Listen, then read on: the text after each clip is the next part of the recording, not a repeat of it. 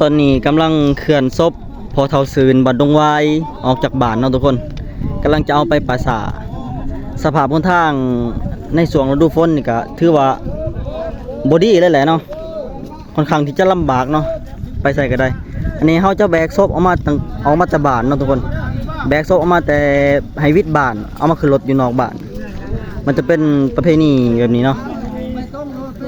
บนทางนี่ก็โอ้ลำบากเนาะในช่วงฤดูฝนนี่ไปมาลำบากสุดๆเลยนี่ต้องแบกออกมาจากบ้านวิทย์บ้านถูกอันนั้นคือบ้านเขาก็จะแบกศพมาใส่รถไถอยู่นี่เนาะทุกคนอันนี้แมนเจ้ารถไถเคลื่อนศพไปเนาะเพราะว่ารถใหญ่จะเอาไปหอดปราสาทเพราะคนทางมันบอดี้ทางนี่คือแบบลำบากสุดเนาะช่วงฤดูฝนนี่จะเอามาขึ้นรถไถอยู่นี่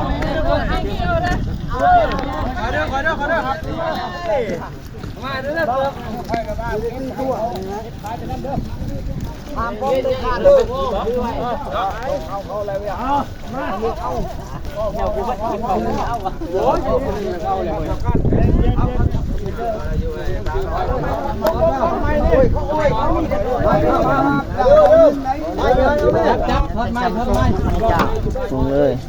ว่างมันตกเ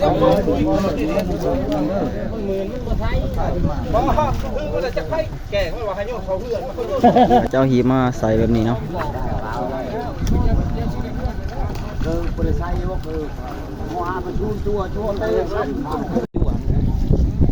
แล้วก็เขาจะได้ลากจูงไปแต่แคมป์บ้านเนาะทุกคนจนหอดปราสาท